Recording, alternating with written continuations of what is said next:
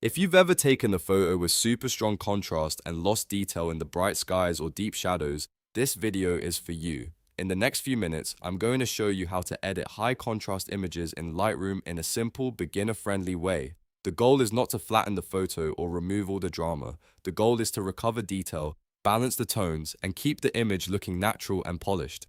If this tutorial helps, please hit like and subscribe for more Lightroom tips and editing workflows. Alright, let's jump into it. First, open your image in Adobe Lightroom and go to the Light panel. This is where you'll make the biggest difference right away. Start with the Highlights slider. For high contrast images, the highlights are often too bright, especially in areas like clouds, reflections, skin, or white clothing. Pull the highlights down somewhere between -50 and -80, depending on how strong the contrast is. This helps recover detail in the bright parts without making the image look flat. Next, move to the Shadows slider. Shadows in high contrast photos are usually too dark, which can hide detail in trees, buildings, faces, or background areas. Increase shadows between +40 and +70.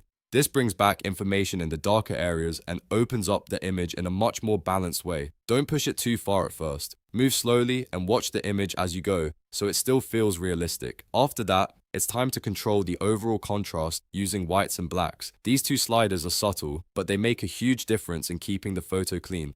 For whites, slightly lower them or keep them balanced if the image is already too bright. This prevents the highlights from feeling harsh. For blacks, raise them just a little bit so the deepest shadows are not crushed. You want to preserve detail in the dark areas while still keeping some depth and richness in the photo. Now let's go one step further with the tone curve. The tone curve gives you more precise control than the basic sliders, and it's especially useful when you want to fine-tune high contrast images. If your image has a very strong S-curve, reduce it a little.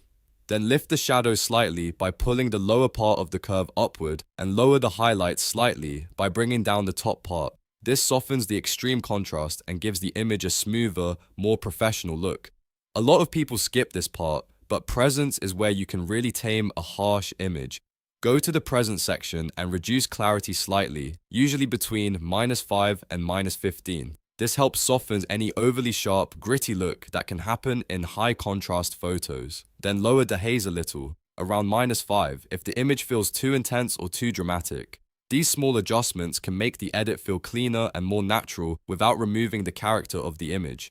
Here's the key thing to remember. Your goal is not to erase contrast completely. High contrast can be beautiful, dramatic, and powerful. You just want to recover detail, balance the tones, and make sure nothing is getting lost in the bright or dark areas. So as you edit, zoom out and look at the full image often. If the image starts to look too soft or too washed out, back off your adjustments a little. A great workflow is to start with highlights and shadows, then refine with whites and blacks, then finish with the tone curve and presence. That order gives you control from broad corrections to fine detail. And if you're editing portraits, landscapes, or product shots, this same method works really well across all of them. So to recap, lower highlights, raise shadows, gently adjust whites and blacks, soften the tone curve, and reduce clarity or dehaze slightly if needed. That's just the simplest way to edit high contrast images in Lightroom while keeping detail and making the photo look more balanced. If this helped you, make sure to like the video and subscribe for more Lightroom editing tutorials. And if you want, I can also show you how to edit low contrast images in Lightroom next. Thanks for watching, and I'll see you in the next one.